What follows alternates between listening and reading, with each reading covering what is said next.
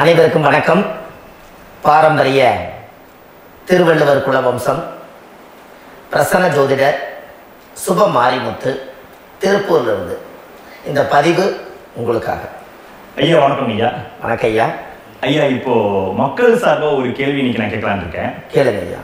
ஐயா, அதாவது இந்த ஜாதகத்துல முடக்கு இருக்கு, ஜாதகத்தையும் முடக்கிருச்சு, கண்டிப்பா கண்டிப்பா, அதனால வாழ்க்கையில் நிறைய பிரச்சனைகள் அப்படின்னு சொல்லி நிறைய பேர் கேட்கறாங்க. கண்டிப்பாங்க ஐயா. இந்த முடக்குங்கிறது என்னங்க ஐயா? அதற்கும் கர்மாவுக்கு ஏதாவது சம்பந்தம் இருக்காங்க ஐயா?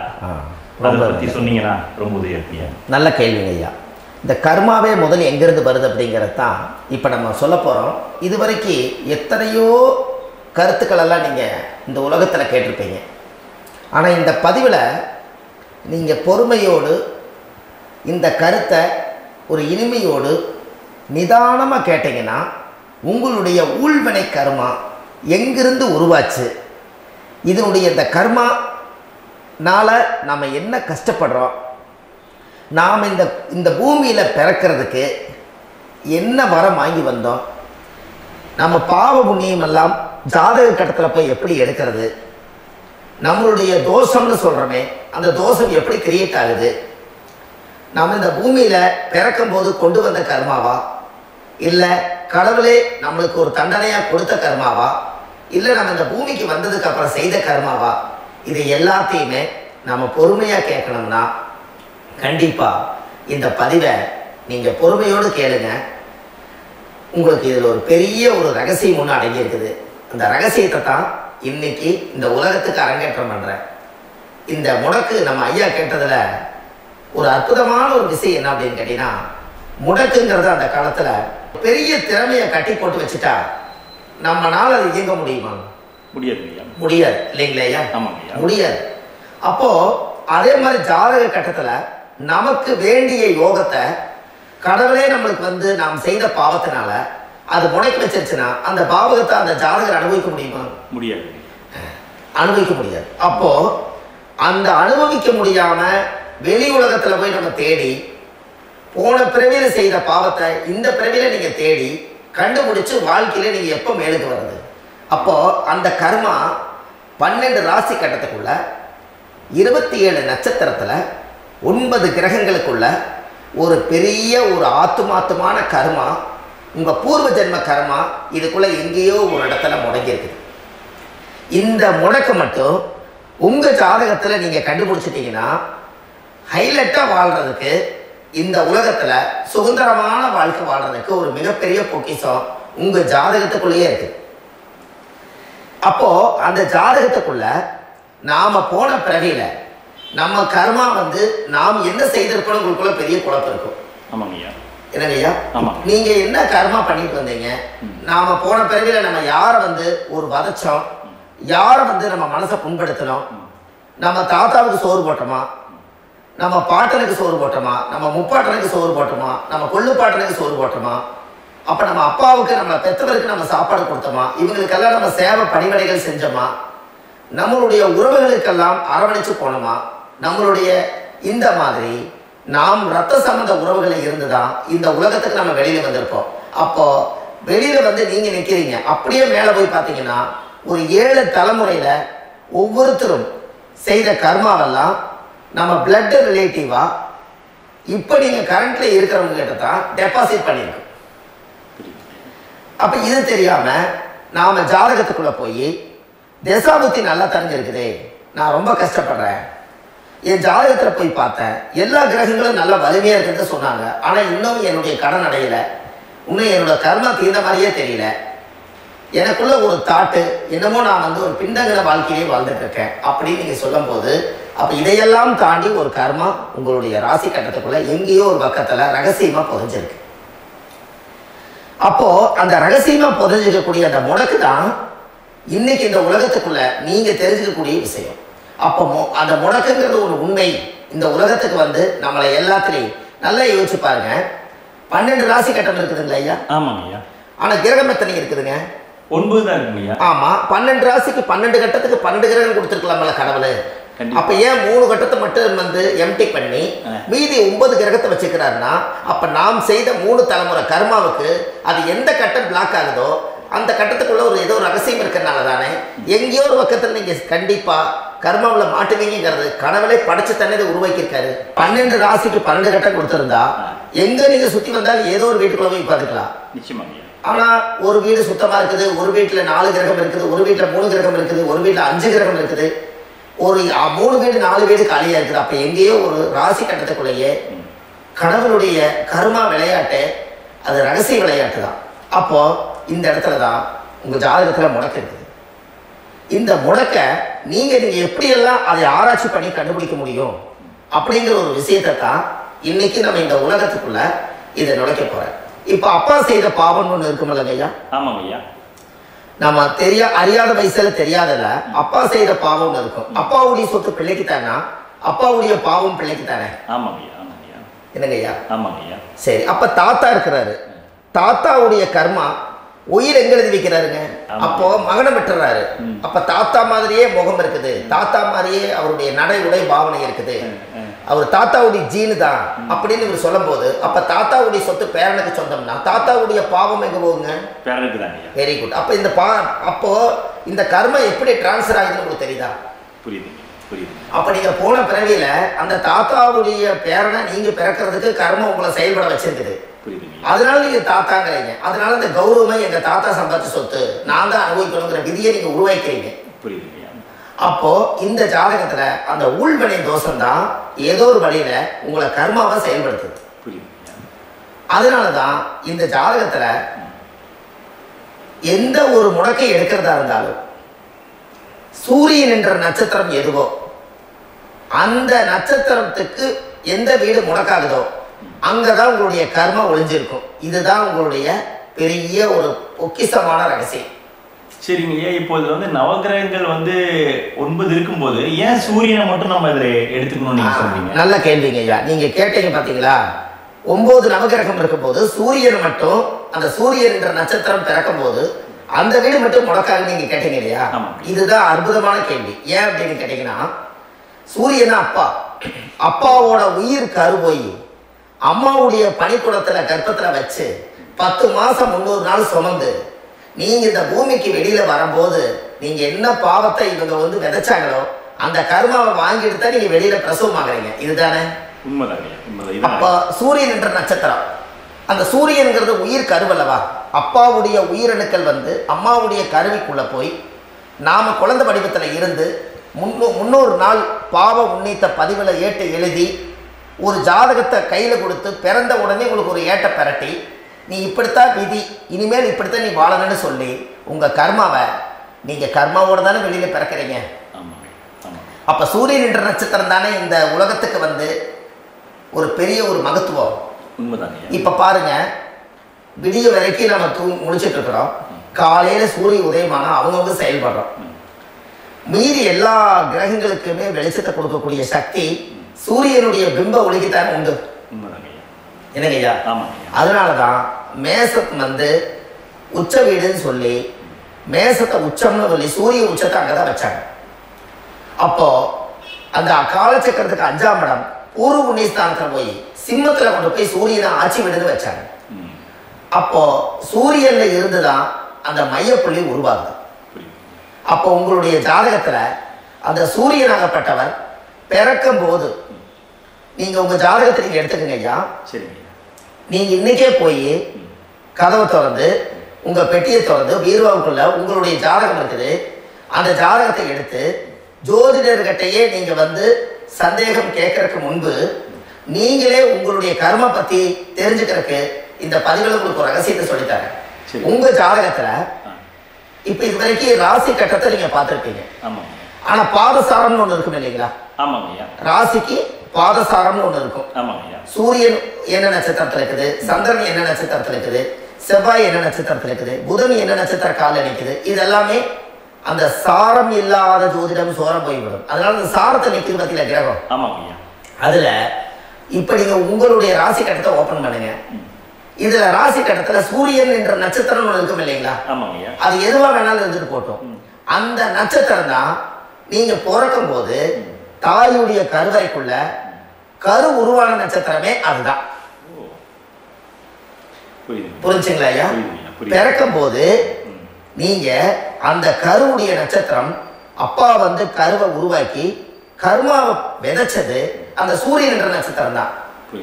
அந்த வீட்டுக்கு தான் இந்த ராசி கட்டத்தில் உங்களுக்கு முடக்கு உருவாகுது. புரிஞ்சுங்களா ஐயா? அப்போ ஒரு ஜாதகத்தில் சூரியன் என்ற நட்சத்திரம் எதுவோ அதுதான் உங்களுடைய கர்ம நட்சத்திரம். இப்போ நம்ம பிறக்கிறதுக்கு முன்னாடி அப்பா கிட்ட அந்த கர்ம டெபாசிட் ஆகிருக்கும். அதை டிரான்ஸ்ஃபர் எப்படி பண்ணுறாரு? அவருக்கு ஒரு கல்யாணம் வச்சு அவர் குடும்ப வாழ்க்கையில வாழ்ந்து நம்மளோட உயிர் கருவை கொண்டு போய் ஊராம் பொண்ணை கல்யாணம் பண்ணி பொண்டாட்டின்னு எடுத்துக்கொண்டு அந்த பொண்டாட்டிங்கிற உரிமையாகி இவருடைய உயிர் கரு உருவாகி வாரிசுகள் வெளியில வருது. அதானே ஐயா? அப்போ அந்த சூரியன் என்ற நட்சத்திரம் தான் இந்த உலகத்துல ஒரு பிரம்மாண்டமான நட்சத்திரம். இந்த நட்சத்திரம் உங்க மனசுக்குள்ள ஏதாவது இருந்துச்சுன்னா உங்க வீட்டுல ஏதாவது ஒரு நல்ல விஷயங்கள் நீங்க பண்றதா இருந்தா அந்த கர்ம நட்சத்திரம் சூரியனுடைய நட்சத்திரம் இருக்கிறதுல அந்த நட்சத்திரத்துல எந்த ஒரு சேவைகளும் செய்யக்கூடாது. அதுதான் கர்மா. அதை போய் நீங்க ஆக்டிவேட் பண்ணி விட்டீங்கன்னா அது முன்னோர்களை வந்து நீங்க வந்து தொந்தரவு பண்ண மாதிரி. அந்த கர்ம நட்சத்திரம் தான் உங்க வாழ்க்கையில அது புதஞ்சிருக்கிறதா. இப்போ குழந்தை பிறந்தாலோ சீர் சீமந்தங்கள் நீங்க செய்யறதாலோ கல்யாணம் முக்கிறதுனாலோ உங்க ஜென்ம நட்சத்திரத்தன்னைக்கு கல்யாணம் பண்ண வேணும்னு சொல்லிக்கிறாங்க இல்லைங்க? உங்களுக்கு ஜென்ம நட்சத்திரத்துக்கு முன்னாடி உங்களை உருவாக்குன நட்சத்திரம் தான் ஜென்ம நட்சத்திரம். அப்ப சூரியன் என்ற நட்சத்திரம் அப்பாவுடைய ஜென்ம நட்சத்திரமா அந்த ஊழ்வினை கர்ம செயல்படுது. அப்ப அந்த முடக்கு யார் வழியில வந்தது? முன்னோர்கள் வழியில வந்தது. முன்னோர்கள் கட்டி வச்சது யாரைய? குலதெய்வத்தை. அப்ப அந்த குலதெய்வத்தை போய் சாமிக்கு போய் வீடு வாசல்லாம் வலிச்சு குலதெய்வத்தை போய் தேங்காய் பழம் பூமாலை கல்கண்டு வாங்கி அர்ச்சனை பண்ணி ஒரு அன்னதானம் ஒன்று பண்ணிட்டு சாமிக்கு பொங்கல் வச்சு நைவேத்தியம் பண்ணிட்டு உங்க ஜாதகத்தை வச்சு பூஜை பண்ணிட்டு வாங்க. அதுக்கப்புறம் தான் உங்க கர்மாவை கண்டுபிடிக்கிறதுக்கு வழியே பிறக்கும். குலதெய்வத்தை வணங்காமல் கோவிந்தா கோவிந்தா என்று பல தெய்வத்தை வணங்கினாலும் பலனொன்றும் இல்லைன்னு அந்த காலத்தில் முன்னோர்கள் சொல்லி வச்சுக்கிறாங்களா இல்லைங்களா? அதனால கண்டிப்பா அதை கண்டுபிடிச்சு நீங்க அதுக்கு ஒரு நைவேத்தியம் பண்ணா மட்டும்தான் முதல்ல உங்க 5ஆம் பாவம் முன்னோர்கள் அது வேலை செய்யும். குலதெய்வ ஆலயத்துக்கு போயிட்டு வாங்க. போயிட்டு வந்துட்டு இந்த கர்மவினை தோஷத்தை நிவர்த்தி பண்ணுறதுக்குனால சரியான பரிகாரத்தை நம்ம எடுப்போம். அப்போ உண்மையாலுமே ஒரு ராசி கட்டத்துக்குள்ள இந்த மாதிரி ஒரு அந்த கர்ம தோஷம் இருப்பதனால இந்த கர்மா தோஷத்துக்கு அந்த முடக்க தோஷங்கிறத நீங்கள் எடுத்து அதை கண்டுபிடிச்சு அந்த சூரியன் என்ற நட்சத்திரம் எந்த ராசி கட்டத்தில் போய் முடக்காயிருக்குதோ அந்த முடக்கு எந்த பாவகம் வந்து நம்மளுக்கு லாக் ஆகிருக்குதோ அந்த பாவகத்துக்கு உண்டான பரிகாரங்கள் அதுக்குரிய ஸ்தலங்கள் அந்த கோவில்களில் போய் சுவாமிக்கு தேங்காய் பழம் பூமாலை கல்கண்டு வாங்கி அர்ச்சனை பண்ணி நீங்கள் இந்த கோவிலுக்குள்ள போய் உட்கார்ந்து சாமி கும்பிட்டு வந்தீங்கன்னா உங்களுடைய ஜாதகத்தில் இருக்கக்கூடிய அந்த முடக்கு தோசை நீங்கி வாழ்க்கையில் நீங்கள் எதை சாதிக்க வந்தீங்களோ அந்த சாதனையை நீங்கள் சாதிச்சுட்டு இருப்பீங்க. புரிஞ்சுங்களா ஐயா? இல்லை, தெளிவாக புரியுதுங்க. ஏன் அப்படின்னா அந்த முடக்கு நட்சத்திரத்துக்குள்ள தான் ஒரு தோஷம் இருக்குது. இப்போ அந்த காலத்தில் பாருங்க ஐயா, முன்னோர்கள் எல்லாம் நிறைய பேர் கோவில் கட்டி வச்சுட்டு போயிருக்காங்களா இல்லைங்களா? ஆமாங்க.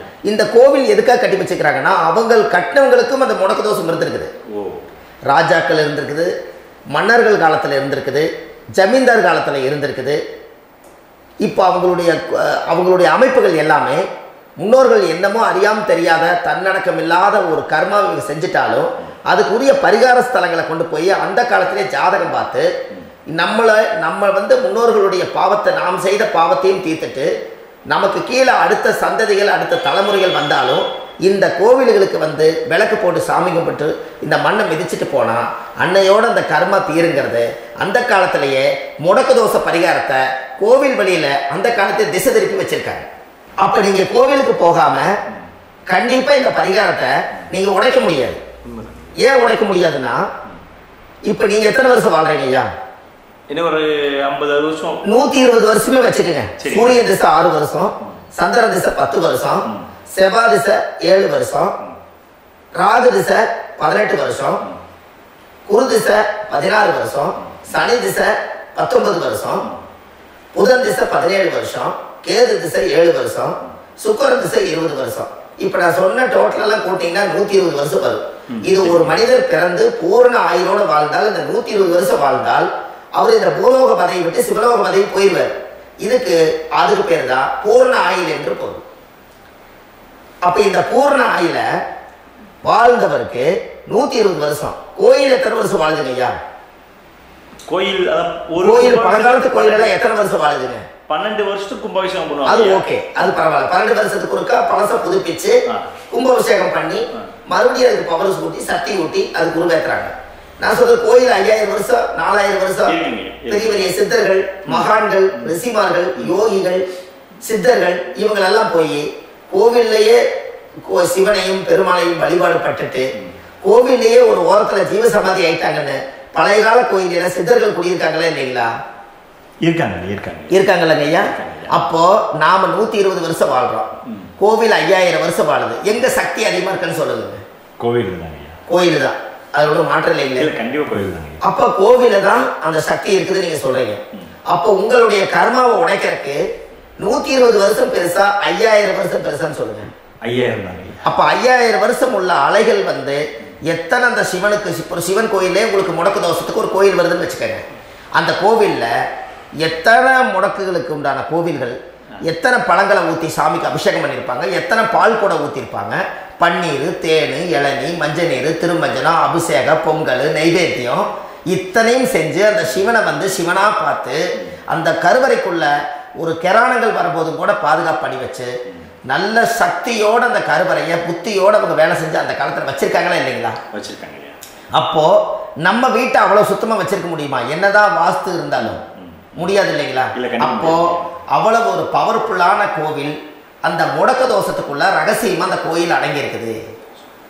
உங்க ஜாதகத்துக்குள்ள உண்மையாலுமே ஊழ்வினை கோயில், கர்மவினை கோயில் அதுக்குள்ள இருக்குது. அந்த ஜாதகத்தை கணிச்சு பார்த்தா கரெக்டா உங்களுடைய ஜாதகத்துல அப்பாவுடைய கருவறையிலிருந்து உயிர் உருவாகிற நேரத்துல இருந்து இப்ப வரைக்கும் நீங்க கரண்ட்ல வாழ வரைக்கும் அந்த கர்ம கூட வர்றத ஒரே ஒரு இடத்துல போனா மட்டும்தான் விட்டுட்டு வர முடியும். அது எந்த வீடு அப்படின்னு கேட்டா உங்களுக்கு வந்து அப்பாவுடைய கர்மா வழியில போய் அந்த கோவில் பழையகால கோயில், பழையகால தெய்வங்கள், அந்த கோவில் தான் உங்க ஜாதகத்துக்குள்ள ரகசியமா இருக்கும். அது ஏன் இந்த பதிவுல உங்களால சொல்ல முடியாது அப்படின்னா, இந்த பதிவுல ஏன் சொல்ல முடியாதுன்னா உங்க ஜாதகம் தெரியாம என்ன கோயிலை நீங்க சொல்லுவீங்க? புரியுதுங்கய்யா. இப்ப பொதுவா ஒரு நட்சத்திரத்துக்கு ஏதோ ஒரு கோவில அவங்க சொல்லி நீங்க போயிட்டு வர்றீங்கன்னு வச்சுக்கோங்க. ஆனால் அது வேலை செய்யலைன்னா நம்மளுக்கு என்னங்க இவ்வளவு கஷ்டப்பட்டு போய் அந்த பலனடையிலேயே கேள்வி கேட்டக்கூடாது. உங்க ஜாதகத்தை நீங்க கொண்டாங்க, உங்க டேட் ஆஃப் பர்த் டயத்தை போட்டு ஜாதகத்தை கணிச்சு நீங்க சூரியன் என்ற நட்சத்திரத்துக்கு உங்களுடைய கர்மவினை கோவில் யாரு, உங்களுடைய முடக்கு யாரு, ஊழ்வினை தோஷத்துக்கு உண்டானவர் யாரு, தாய் வழி கர்மா ஆறு, தந்தை வழி கர்மா எது, நீங்க பிறக்கும் போது வந்த கர்மா என்ன, இது எல்லாம் கணிக்காம பொதுவா ஒரு கோயில்ல போய் நீங்க பாட்டுக்கு சாமி கும்பிட்டு வந்தால் பலன் எப்படி கிடைக்கும்? கண்டிப்பா கிடைக்கும் ஐயா. என்னங்க ஐயா, அது தெரிஞ்சு பண்ணாதான் சரியா. ஒரு டாக்டர் கிட்ட போறீங்க, எனக்கு என்னை அப்படியே ஸ்கேன் பண்ணி ஒரே ஒரு மாத்திரை கொடுங்கன்னு கேட்டா டாக்டர் கொடுப்பாருங்களா? இல்லைங்க. அவர் என்ன பிரச்சனை இருக்குதோ அதை முதல்ல கண்டுபிடிச்சு ஸ்கேன் பண்ணி பார்த்து ரிப்போர்ட் எடுத்து அது மூலியமா தான் கொஞ்சம் எடுத்து ஐயா உங்களுக்கு இந்த பிரச்சனை, இதுக்கு தீர்வுக்கு இதுக்கு உண்டான மெடிசன், இது இப்படித்தான் சாப்பிடணும்னு முறையா சொல்லி அந்த உயிர் வாழ வைக்கிறாரு டாக்டர். அவர் ஒரு தெய்வ வடிவத்துல. கரெக்டுங்களா ஐயா? அப்போ உங்களோட கர்மா எங்க செயல்படுது அப்படின்னா, இந்த முடக்க நீங்க இந்த பதிவுல தெரிஞ்சுக்கங்க. அதுக்குரிய நட்சத்திரம் என்னன்னு தெரிஞ்சு வச்சுக்கோங்க. உங்க ஜாதகத்துல சூரியன் என்ற நட்சத்திரத்தை எடுத்துக்கங்க.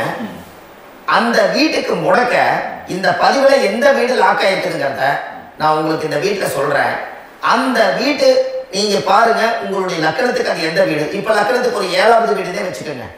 அப்போ லக்கணத்துக்கு 7வது வீடே முடக்கு. அப்படி ஒரு முடக்க ஆயிப்போச்சுன்னா ஒரு ஜாதகத்துல லக்கணம் தான் 1, 7ஆம் இடம்ங்கிறது மனைவி ஸ்தானம். ஒரு ஆணுடைய ஜாதகத்துக்கு 7ஆம் இடம் தான் மனைவி. அவருக்கு நல்ல மனைவி அமையாம ஆடம்பரம் இருந்தும் வீடு அரண்மனை மாதிரி இருந்தும் அந்த மனைவி ஒரு சந்தோஷமா அவர் அனுபவிக்க முடியாது. புரிஞ்சுங்களா ஐயா? சந்தோஷமா அனுபவிக்க முடியாது. ஏன் அப்படி? 7ஆம் இடத்துல தான் அவரோட கர்ம உட்கார்ந்து இருக்குது. கரெக்டா சொன்னீங்க. 7ஆம் இடத்துல தான் அந்த கர்ம உட்கார்ந்து இருக்குது. அப்ப அந்த 7ஆம் இடத்துல இருக்கக்கூடிய அந்த கர்மா போன பிறவியில நீ மனைவிக்கு சோறு போடாம மனைவியை கட்டி வச்சு அடிக்கிறதும், மனைவியை துன்புறுத்துறதும், அந்த மனைவி இருக்கவே இன்னொரு வாழ்க்கைக்குள்ள போறதும், இங்க வாழ வேண்டிய தாம்பத்திய சந்தோஷத்தை கொண்டு போய் இன்னொரு இடத்துல கொடுக்கறதும், தெரிஞ்சிருந்தே நம்மளுடைய மனசுக்குள்ள திருடுத்தனமா வாழ்றதும், இது எல்லா கர்மாவும் போன பிறவியில நாம் செய்த ஊழ்வினை கர்மா தான் உங்க ஜாதகத்துல 7ஆம் இடம் முடக்கு. அப்போ அந்த 7ஆம் இடம் முடக்கா இருந்துச்சுன்னா கண்டிப்பாக உங்கள் ஜாதகத்தில் நீங்கள் என்ன அனுபவிச்சிட முடியும்? நல்ல நண்பர்கள் கிடைக்க மாட்டாங்க, நல்ல ஒரு பார்ட்னர்ஷிப் அமையாது, நல்ல ஒரு நட்பு வட்டங்களில் எதையும் அனுபவிக்க விடாது, ஒரு அங்கீகாரமான உறவுகளில் போய் நம்ம ஸ்ட்ராங்காக நிற்க முடியாது. 7ஆம் இடம் என்பது தாம்பத்திய வாழ்க்கை, பூர்த்தி இல்லாத வாழ்க்கையாக இருக்கும். இப்படியெல்லாம் அந்த ஜாதகத்தில் ஒரு பொதுவாக ஒரு ஜாதகத்தில் 7ஆம் பாவம் முடக்காயிட்டால் இந்த கர்மாவை அவர் அனுபவிச்சுக்கிட்டே இருப்பார். இது எப்பத்தான் அதுக்கு ஒரு தீர்வு வேணுங்க ஐயா? அந்த கோயில் எதுன்னு கரெக்டாக சொன்னீங்க. இப்போ இது மனிதனால செயல்படுது. மனிதர்கள் தான் கோயிலை கட்டி வச்சாங்க. தெய்வத்தை விட ஒரு காலத்தில் மனிதர்களுக்கு மகிமை ஜாஸ்தி. ஏன்னா சாதாரண ஒரு மண்ணு பூமியாக இருந்த இடத்த மனிதர்கள் தான் கோயில் கட்டி ஒரு மகிமைப்படுத்தி புண்ணியம் பண்ணி வச்சாங்க. மனிதர்களுக்கு சக்தி அதிகம்தான், ஆனால் பிரபஞ்சத்துக்கு அதை விட சக்தி அதிகம் அல்லவா? ஐயா, நீங்கள் கோவிலுக்கு போய் அந்த கர்மா உடைக்கிறதுக்கு கோவிலில் சக்தி இருக்கு, ரைட்டு. ஆனால் நம்ம வீட்டுக்கும் கோயிலுக்கும் ஒரு மிகப்பெரிய தொடர்பு என்னன்னா, அந்த கோயில் கட்டுறவங்க எல்லாமே பழைய காலத்து கோயிலெல்லாம் பாருங்க, பஞ்சபூதத்தை வச்சு கட்டியிருப்பாங்க. சரிங்க. பஞ்சபூதத்தை எப்படிங்க? பஞ்சபூதத்தை வச்சு தான் கட்டுவாங்க கோயில். அது உங்களுக்கு தெரியணும் இல்லைங்களா? பஞ்சபூதம்னா நீர், நெருப்பு, காற்று, பூமி, ஆகாயம். இந்த பஞ்சபூதத்தினுடைய சக்திகள் எல்லாம் ஒரே நேர்கோட்டுக்கு என்னைக்கு வருதோ அன்னைக்கு தான் அந்த கோவிலுடைய பாலக்கால் போட்டு 1000-2000 வருஷம் நிலைச்சு நிற்கிறது. காரணம், இந்த பிரபஞ்சத்தில் பஞ்சபூதம் எப்படி நிலைச்சு நிற்குதோ அதுபோல் 5000 வருஷம் நிற்கிறதுக்கு அந்த பஞ்சபூத சக்தி வச்சு தான் சாமி சிலையை பிரதிஷ்டை பண்ணி வச்சுருப்பாங்க. அதனால தான் இந்த கோயில்கள் எல்லாம் 5000 வருஷமாயும் எத்தனையோ கிராணங்களை எல்லாம் தப்பிச்சிருக்கிறதுக்கு காரணம். அப்பேற்பட்ட புண்ணிய ஸ்தலம் உங்களுக்கு எதுன்னு தெரியணும் அல்லவா? என்னங்க ஐயா? அப்பேற்பட்ட புண்ணிய ஸ்தலம் உங்களுக்கு எதுன்னு தெரிஞ்சா தானே நீங்க போய் செய்ய முடியும். இல்லாட்டி கண்டிப்பா தெரியாது. அப்போ இந்த முடக்கு தோஷத்தை கடவுள் கிட்ட தான் கொண்டு போய் ஒப்படைக்கணும். நாம் பிறக்கும் போது கொண்டு வந்த கர்மாவை நாம் இருக்கும் காலத்தில் கொண்டு போய் இந்த கர்மாவை சுத்தப்படுத்தி, நீங்க பாவ ஆத்மாவை இந்த பூமியில பிறந்து பூலோகத்துல எல்லா புண்ணியத்தையும் செஞ்சுட்டு இந்த பூலோகத்தை விட்டு நீங்க போகும்போது புனித ஆத்மாவா போகணும்னா உங்க கர்மாவை கொண்டுட்டு போகாதீங்க, கர்மாவை நிவர்த்தி செய்யுங்க. என்னங்க ஐயா? புரியுதுங்க. அப்போ கர்மாவை சுத்தப்படுத்துங்க. கர்மாவை சுத்தப்படுத்திட்டு உங்களுக்கு பிறக்கிற குழந்தைகளுக்கு அந்த கர்மாவை டிரான்ஸ்ஃபர் பண்ணாம உங்களோட நில் பண்ணுங்க. ஒரு உதாரணம் சொல்லிட்டுங்களா ஐயா? சொல்லுங்க. ஒரு காந்தம் ஒண்ணு இருக்குது இல்லைங்களா? ஒரு காந்தம்ங்கிறது ஒரு தாத்தாவா வச்சுக்கோங்க. ஒரு இரும்பு கொண்டு போய் வச்சா ஒட்டு மாட்டாதா? ஒட்டுங்கய்யா. அப்ப ஒட்டுனோடனே காந்தம்ங்கிறது தாத்தா, அவருக்கு பிறந்த வாரிசுக்கு அந்த கர்மா டிரான்ஸ்ஃபர் ஆயிருமா? ஆயிடுச்சுங்க. சரி, இன்னொரு இரும்பு கொண்டு போய் வைங்க, ஒட்டு மாட்டாதா? கண்டிப்பா ஒட்டுங்கய்யா. அப்ப அது பேரனுக்கு வைங்க, பேரனுக்கு வந்துருச்சு அந்த கர்மா, வந்துருச்சுங்கய்யா. இன்னொரு இரும்பு கொண்டு போய் வைங்க, அந்த காந்தத்துக்கு நேர் இன்னொன்னு வைங்க, ஒட்டு மாட்டாதா? கண்டிப்பா ஒட்டுங்கய்யா. அப்ப அதை கொண்டு போய் நம்ம கொள்ளு பேரனுக்கு வைங்க. இப்படியே டிரான்ஸ்ஃபர் ஆகி தலைமுறை தலைமுறையே இந்த கர்மா தொடர்ந்துகிட்டே இருக்குது. இந்த இடத்துல கொண்டு போய் காந்தத்துக்கு இரும்பு ஒட்டிகிட்டே இருக்குதுல்ல, இந்த இடத்துல ஒரு மரக்கட்டையை செஞ்சு கொண்டு போய் கரெக்டா வச்சுக்கிட்டே போட்டுமா? அந்த மரக்கட்டையை கொண்டு போய் வைக்கிறவர் யார்? மரக்கட்டையை வச்சுட்டு அடுத்த வாரிசு புனிதமா பிறந்துட்டு அந்த மேல இருக்கிற கர்மா இல்ல இந்த அடுத்த இதுக்கு வராதுல்ல, வராது. இதுதான் கர்மா, தொடர்ந்து வரக்கூடிய கர்மாவை அதை நில் பண்ணணுங்கிறதுக்கு பேர் தான் இந்த உதாரணத்தை சொன்னது. அப்ப நாம் இந்த பூலோகத்துல நம்ம ஒரு தாயுடைய கருவறையில இருந்து தொப்புள் கொடி அறுக்கும் நேரம் நாம் என்ன கர்மா வாங்கி வந்திருந்தாலும் அதையெல்லாம் ஆராய்ச்சி செய்து ஜாதகத்துல முழுமையா கண்டுபிடிச்சு ஒரு காலம் இல்லைனாலும் ஒரு காலம் நம்ம நல்லா இருக்கிறதுக்காக, நம்ம வாரிசுகள் எல்லாம் நலமடைஞ்சு வளமடைஞ்சு வர்றதுக்காக இந்த கர்மா தோஷத்தை கரெக்டா கண்டுபிடிச்சு சரியான கோவிலுக்கு போய் நீங்க கர்மாவை நிவர்த்தி பண்ணி அங்க பூஜை புனஸ்தானங்கள், சகசரநாம பூஜைகள், ஓமங்கள், வழிபாடுகள் இதெல்லாம் நீங்க செஞ்சு உங்களுடைய பாவத்தை எல்லாம் கழிச்சு உங்க ஜாதகத்தை யோகமா மாற்ற முடியும். கண்டிப்பா மாற்ற முடியும். ஏன்னா நம்ம யாரை நம்பி செய்யறோம்? சரியான கடவுள் கிட்ட வழிகாமிக்க போறோம். அப்ப கடவுள் பொய்யாயிருவாரா? இல்லைங்க, நிச்சயமா இல்லை. ஐயா, நம்ம அதாவது அந்த காலத்தை சொல்லுவாங்க, சக்தியுள்ள சாமி கும்பிட்டு புத்தி உள்ள உள்ளே பெக்கணும்னு சொன்னாங்க. 16 வதபதன பெக்கல, எல்லாம் அறிவோட பெத்தாங்க. அதனால எல்லாமே தாய் தந்தைகள் பேச்ச கேட்டாங்க. அன்னைக்கு எல்லாருமே தாய் தந்தைகளுக்கு தூணா நின்னாங்க. அப்ப அந்த காலத்துல சக்தியுள்ள சாமி கும்பிட்டு புத்தியுள்ள உள்ளே பெக்கணும்னு சொல்லி அன்னைக்கு அறிவோட பெத்து இந்த கர்மாவை ஆளுக்கு ஒரு கர்மாவை டிரான்ஸ்ஃபரை பிரிச்சு எல்லாரும் சுத்தப்படுத்தினாங்க. இன்னைக்கு நம்ம ஒரு குழந்தை 2 குழந்தை பெற்று வச்சிருக்கோம், அவங்களுக்கே இவ்வளவு கர்மா வந்துருச்சுன்னா இந்த குழந்தைகளுக்கு என்னைக்கு இந்த கர்மாவை போய் கண்டுபிடிச்சு நீங்க எப்ப சரி பண்ணுவீங்கன்னு.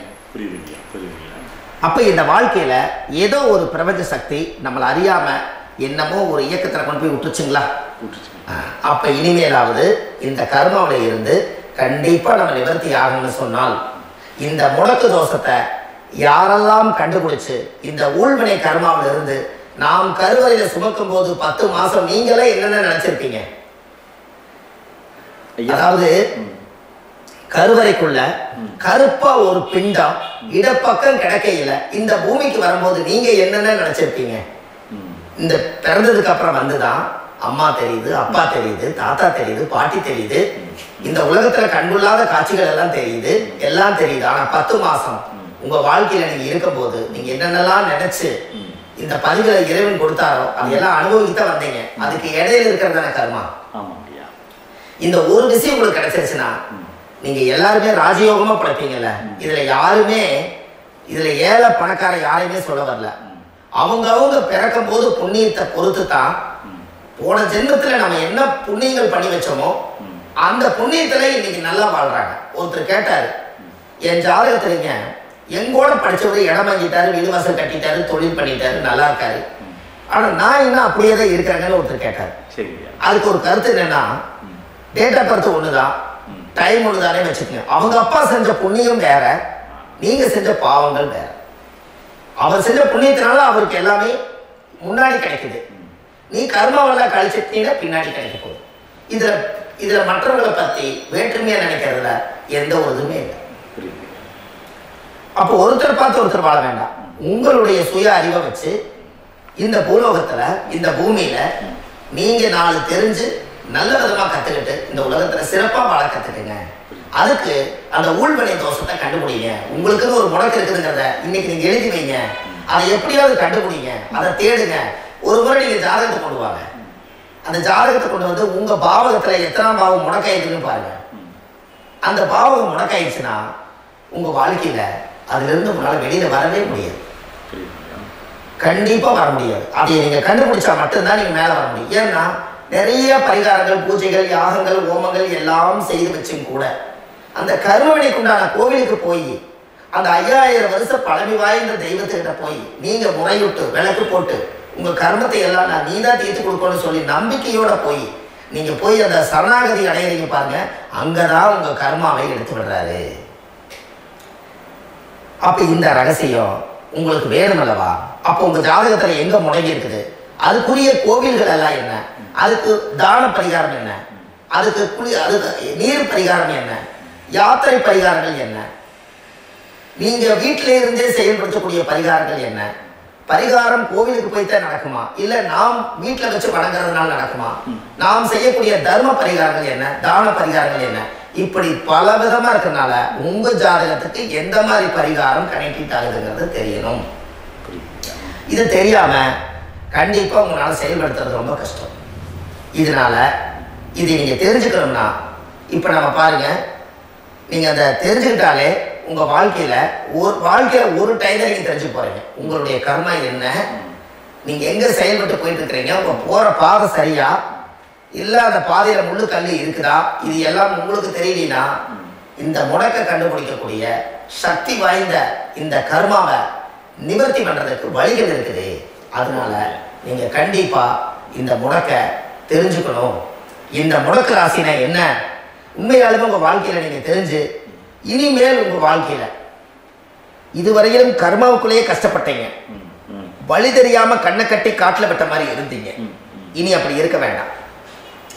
உங்க ஜாதகத்துல 12 ராசி கட்டத்துல 9 கிரகம் போகும், மீதி 3 கிரகம் 3 கட்டம் வந்து உங்களுக்கு எங்கேயோ ஒரு பக்கத்துல 3 கட்டம் எம்டியத்தை இருக்கும். கரெக்டுங்களா? அது இல்லாம ஒரு ஜாதகம் பிறக்காது. ஏன்னா 9 கிரகத்துக்கு 9 கணக்கு போட்டால் 3 கட்டம் எம்டியத்தை நிற்குது. அந்த கட்டத்துக்குள்ள எந்த நட்சத்திரத்துல, எந்த சாரத்துல, எத்தனாவது டிகிரியில, எத்தனாவது பாதசாரத்துல, எத்தனை வெகுளையில, எத்தனை செகண்டுக்குள்ள இந்த கர்மா உள்ள புகுந்து உங்களை செயல்படுத்துதுங்கிறத கண்டிப்பா உங்க ஜாதகத்தை கொடுங்க, பார்த்து இந்த விஷயத்தை சொல்றேன். நீங்க அந்த இடத்துக்கு போய் நிவர்த்தி பண்ணிட்டு உங்க வாழ்க்கையில கொஞ்சம் காலம் வாழ போறீங்க.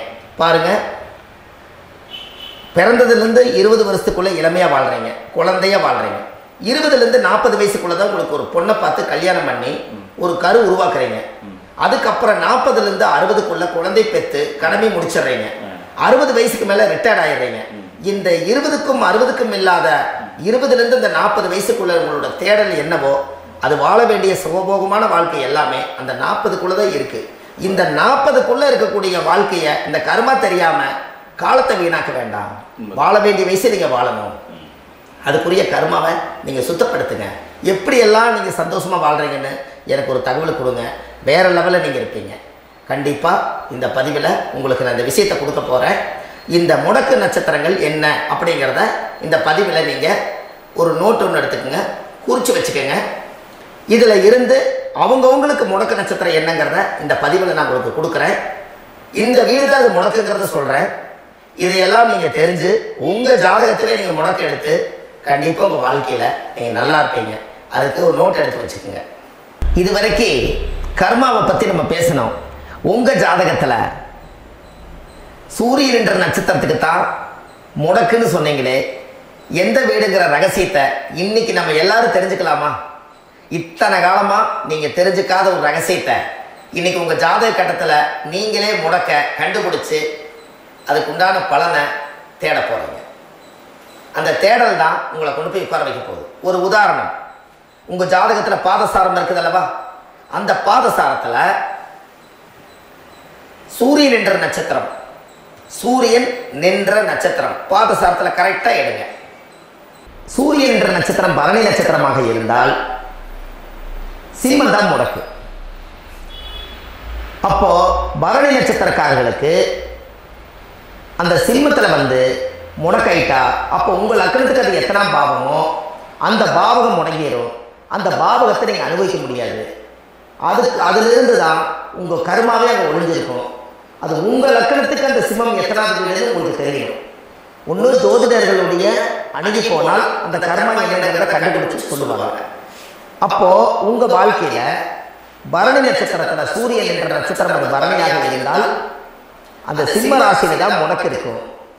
அப்போ அந்த சிம்மம் முடக்க போய் ஆலய வழிபாடுகளில் போய் மட்டும்தான் அந்த கர்மாவை சரிப்படுத்த முடியும். தான பரிகாரம், தர்ம பரிகாரம், உங்களுடைய வாழ்க்கையில் எளிமையான உங்கள் வீட்டில் தர்ம வழி பரிகாரத்தை செஞ்சு உங்கள் கர்மாவை சுத்தப்படுத்த முடியும். ஆனால் அந்த ஜாதகத்தில் அது என்ன கர்மான்னு கண்டுபிடிக்காம ஒரிஜினல் பரிகாரம் நீங்கள் செய்ய வேண்டியது என்னங்கிறது ஜாதகம் பார்க்காம உங்களுக்கும் தெரியாது. அப்போ அதை கண்டுபிடிச்சி தானே நீங்கள் கோயிலுக்கு போயிட்டு வரணும். அதை கண்டுபிடிச்சி தானே அந்த பூர்வ ஜென்ம கர்மாவை தொலைக்கணும். அது என்ன வந்து பூஜை யாகம் பண்ணுறீங்க, என்ன ஹோமங்கள் பண்ணுறீங்க, எந்த கோவிலில் போய் வழிபாடு பண்ணுறீங்க, எத்தனை சகஸ்ரநாம பூஜை பண்ணுறீங்க, எந்த ஆலயத்துக்கு என்ன செய்யணுங்கிறத அந்த ராசிக்காரர்கள் அந்தந்த கர்மாவை கண்டுபிடிச்சி இதை நீங்கள் சரிப்படுத்திட்டு வாங்க. உங்கள் வாழ்க்கையில் ஒரு மிகப்பெரிய ஒரு மாற்றம் நடக்கும். அடுத்த பதிவில் இதெல்லாம் நான் உங்களுக்கு இவ்வளவு நேரம் சொல்லியிருக்கேன். இந்த இவ்வளவு நேரம் நீங்கள் சொன்னதில் உங்களோட கர்மானா என்னன்னு இப்போ நீங்கள் தெரிஞ்சுக்கிட்டீங்க. உங்கள் ஊழ்வினை தோஷம்னா என்னென்னு கண்டுபிடிச்சிட்டீங்க. அப்போது இந்த ஒரு ரகசியம் மட்டுமே உங்களுக்கு எங்கே போனால் தீர்வு கிடைக்குங்கிறது மட்டும் அது ஜாதகம் பார்த்து தான் நீங்கள் அதை கண்டுபிடிச்சி அந்த கர்மாவை உடைக்க முடியும். இன்றைக்கு பரணி நட்சத்திரத்தை பற்றி நீங்கள் பார்த்தீங்க. அடுத்த வீடியோவில் உங்களுக்கு கிருத்திகை நட்சத்திரத்தை பற்றி அடுத்த பதிவில் உங்களுக்கு நான் தரேன். நம்ம ஆன்லைன்லேயே ஜாதகம் பார்க்குறோம். உங்கள் டேட்டை பொறுத்து டைம் பிளேஸ் கொடுத்தீங்கன்னா போதும், உங்களுக்கு ஜாதகத்தை கணிச்சு ஃபோன்லேயே உங்களுக்கு கர்மராசி கண்டுபிடிச்சி உங்களுக்கு உண்டான கர்ம பரிகாரத்தை சொல்லி உங்கள் வாழ்க்கையில் ஒரு வெளிச்சத்தை கொண்டு வர்றதுக்கு என்றைக்கும் உங்களுக்கு உறுதுணையாக இருப்பேன். நீங்கள் கண்டிப்பாக இந்த பதிவுகள் எல்லாம் இது உங்களுக்காகத்தான். இது அதிகாலை நேரத்தில் பிரம்ம முகூர்த்தத்தில் இந்த பதிவை உங்களுக்கு முழுமையாக சமர்ப்பணம் பண்ணுறேன். இதை கற்று இதை வழி நடத்தி இதைய எப்படியெல்லாம் இந்த முடக்கை கண்டுபிடிச்சி இப்படியெல்லாம் பேச வச்சு அழகு பார்க்க நம்ம முன்னோர்களுடைய ஆசீர்வாதமும் இந்த முடக்கை கண்டுபிடிச்ச குருமார்களும் அவங்களுடைய குடும்ப பாரம்பரிய வம்சாவளிகளும் எல்லாருமே நல்லா இருக்கணும். அதுக்காக இந்த நேரத்தில் நான் வந்து அடியன் சுப மாரிமுத்தாக இருந்து திருப்பூர்லேருந்து இந்த பதிவை உங்களுக்கு நான் கொடுக்குறேன். கண்டிப்பாக இந்த முடக்கு கோயிலுக்கு இந்த முடக்கு தோஷத்துக்கு உண்மையான பரிகாரங்கள், எளிமையான பரிகாரங்கள் நீங்களே வாழ்க்கையில் செஞ்சு ஆதிகால பரிகாரங்கள் உங்கள் மனசுக்குள்ளே இருக்குது. அதை செயல்படுத்தினா மட்டும் போதும், வாழ்க்கை எங்கேயோ போயிடும். கண்டிப்பாக ஒரு முறை உங்கள் ஜாதகத்தை அனுப்பி வைங்க, உங்களுக்கு நான் பார்த்து பலன் சொல்கிறேன். இன்றைக்கி நான் கொடுத்த பதிவுகள் எல்லாம் உங்களுக்கு ரொம்ப பயனுள்ளதாக இருந்திருக்கும். உங்களுக்கு இது வரைக்கும் எத்தனையோ கர்ம வினைகளை பற்றி தெரியாமல் இருந்திருக்கீங்க. இந்த பதிவில் நிறைய கேட்டு தெரிஞ்சுக்கிட்டீங்க. இதெல்லாம் வாழ்க்கையில் ரொம்ப முக்கியமான பரிகாரங்கள், எளிமையான பரிகாரங்கள். நேராக நீங்கள் கடவுளை தான் கெட்டியாக பிடிக்க போகிறீங்க. அந்த பரிகாரங்கள் எல்லாம் செஞ்சு அதிகாரமாக வாழ்ந்து இந்த பூலோகத்தில் நல்ல சிறப்பாக வாழ்றதுக்கு இந்த பரிகாரம் உங்களுக்கு ரொம்ப யூஸ்ஃபுல்லாக இருக்கும். கண்டிப்பாக இந்த பதிவை செய்யுங்க. நம்ம பாரம்பரிய திருவள்ளுவர் குல வம்சம் பிரசன்ன ஜோதிடர் சுப மாரிமுத்து. திருப்பூரில் இருக்கேன். 30 ஆண்டு காலமாக நம்ம ஜோதிடம் பார்த்து கொண்டிருக்கிறோம். இவ்வளவு காலமாக எத்தனையோ ஆயிரக்கணக்கான மக்களுக்கு நம்ம ஜோதிடம் பார்த்து வழிகாட்டி நிறைய மக்களுக்கு நிறைய சேவைகள் செஞ்சுருக்கேன். நிறைய கோயில் கட்டி வச்சுருக்கேன், கும்பாபிஷேகங்கள் பண்ணி வச்சுருக்கேன், அன்னதானங்கள் நிறைய பண்ணி வச்சுருக்கேன், புண்ணிய யாத்திரைகள் நிறைய போய் வந்திருக்கேன். மக்களுக்காகவே நான் உங்களுக்கு உழைக்க தயாராக இருக்கேன். இந்த ஜோதிடம் என்னுடைய ஒரு பாரம்பரியமாக என்னுடைய அப்பா தாத்தா முன்னோர்கள் இதெல்லாம் எங்களுடைய குலத்தொழில் இது. அதனால் நாங்கள் பாரம்பரியமாக திருவள்ளுவர் குல வம்சம். வள்ளுவர் வாக்குன்னு யூடியூப் சேனலில் போனீங்கன்னா 1000 பரிகாரங்கள் கொடுத்துருக்கேன். அதுவும் உங்களுக்கு ரொம்ப யூஸ்ஃபுல்லாக இருக்கும். வள்ளுவர் வாக்கு அப்படின்னு போடுங்க. அப்படி இல்லைன்னா சுப மாரிமுத்துன்னு போடுங்க. இதில் பரிகாரங்கள் நிறைய கொடுத்துருப்பேன். கண்டிப்பாக இதெல்லாம் நீங்கள் சந்தித்து நீங்கள் ஒரு சப்ஸ்கிரைப் பண்ணி வச்சுக்கோங்க. நான் போடக்கூடிய பதிவுகள் எல்லாமே உங்களுக்கு நோட்டிஃபிகேஷன் வந்துடும். அதனால் நீங்கள் ஒரு சப்ஸ்கிரைப் பண்ணி வச்சுக்கோங்க. தினமும் ஒரு தகவல் உங்களுக்கு கொடுத்துக்கிட்டே இருக்கேன். இதெல்லாமே உங்களுக்கு ஒரு பெரிய சந்தோஷமான நிகழ்ச்சிகள். என்றைக்கும் உங்களோட நான் வாழ்கிறேன். உங்களுடைய குடும்பத்தில் நான் ஒருத்தராக இருந்து குடும்ப ஜோதிடராக நான் இருப்பேன். கண்டிப்பாக ஆயுளுள்ள வரைக்கும் உங்களுக்காக இந்த ஜோதிடத்துக்கு உழைச்சி உங்கள் குடும்பத்தில் ஒருத்தரை நான் ஒரு ரத்த உறவில் நான் இந்த பூர்வ ஜென்மத்தில் உங்களுக்கு நான் கடமைப்பட்டிருக்கேன். கண்டிப்பாக அடுத்த பதிவில் உங்களை நான் சந்திக்கிறேன். வாழ்வது ஒரு முறை, வாழ்த்தட்டும் தலைமுறை. நன்றி, வணக்கம்.